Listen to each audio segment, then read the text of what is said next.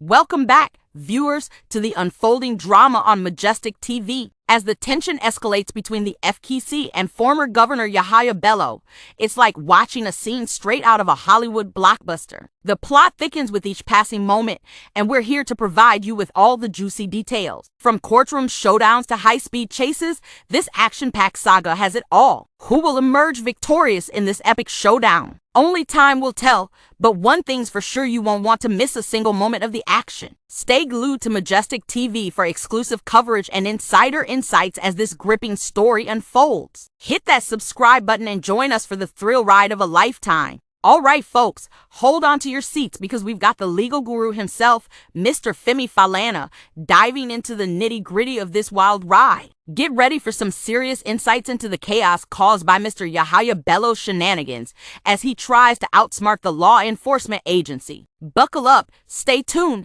and let's see where this crazy train takes us.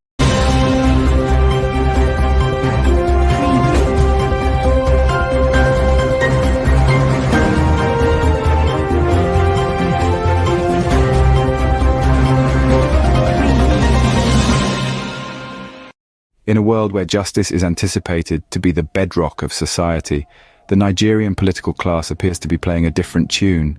It's a melody of immunity, a symphony of untouchability, where the law seems to be a mere whisper in the grand orchestra of power.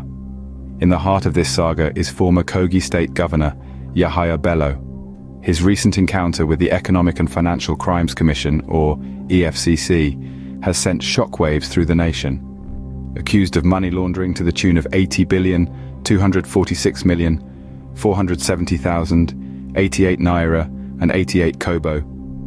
Bello was set to face the music at a federal high court in Abuja. But it seems the tune had a sudden key change. The EFCC's attempt to arrest Bello was met with resistance, a resistance that echoed the audacity of the Nigerian political class. The current governor of Kogi State, in an official car, whisked Bello away from the waiting arms of justice. It was a scene that could have been ripped from a political thriller, but this was no fiction.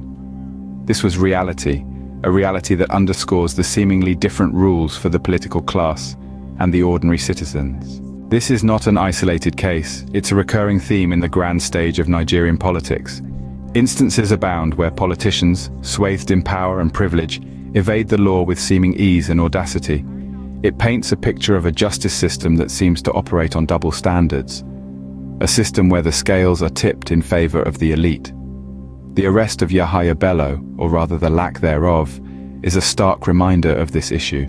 It's a symptom of a larger malady, a malady that questions the very foundation of justice in Nigeria. It's a malady that needs addressing, a malady that needs curing. In conclusion, the narrative of the Nigerian political class and their seeming immunity to the law is a narrative that requires change.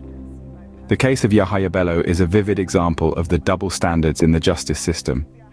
It's a reminder that justice should not be a selective principle, but a universal truth, a truth that applies to all, regardless of their political standing or societal status.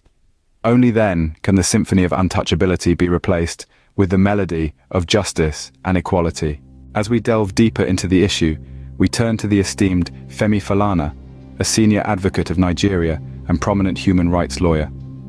Falana has spent his career advocating for justice, equality, and the rule of law. His expertise offers a unique perspective on the complex dynamics and power structures that exist within Nigerian politics.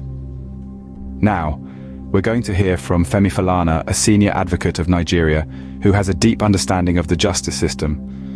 Known for his unwavering commitment to human rights and equality, Falana sheds light on the pressing issue of political untouchability and the need for systemic change. His insight provides us with a clearer understanding of the current political landscape and the steps we need to take to ensure justice is served without bias or preferential treatment. Let's listen carefully to his articulate dissection of this critical issue.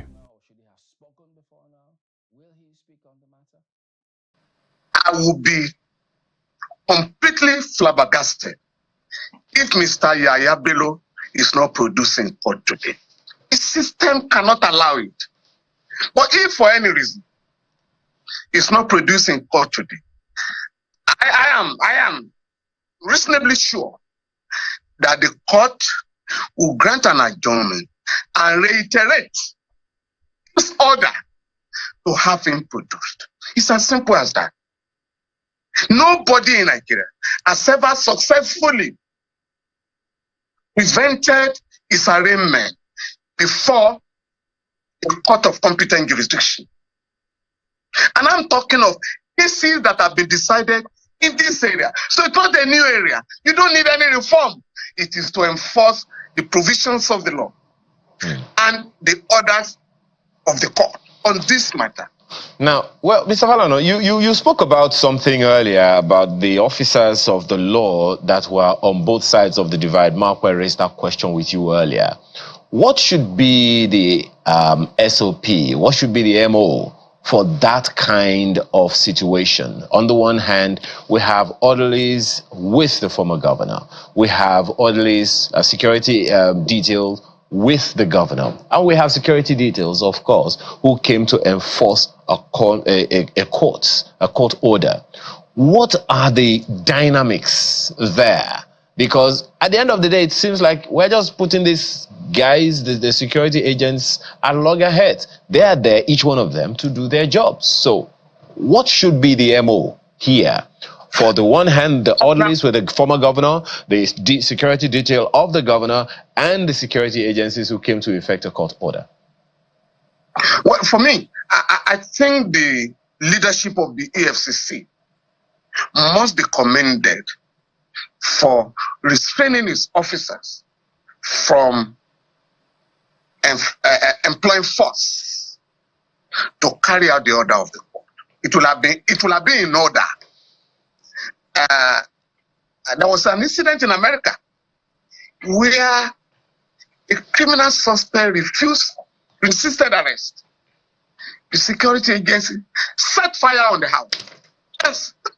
And of course, the criminal had to run out and was arrested. In Nigeria, under the Administration of Criminal Justice Act, once a criminal suspect is straight to a house, security agencies, even the police and others, are empowered by law to invade the house and bring him out, take him to court. In this case, the officers that colluded with the sitting governor to prevent the arrest of Mr. Yahaya Bello, as I said earlier, have committed an offense. It is called obstruction of justice. Those officers are liable to be arrested and prosecuted. And that has to be done so that the security agencies in Nigeria will know that we are not operating in a banana republic. This is a country that loudly proclaims to operate under the rule of law. There's no provision for this type of rascality that occurred yesterday. Again, as I said, the EFCC deserves commendation for not engaging in a physical combat with the police officers that prevented the arrest. Otherwise, it will have been a different matter entirely.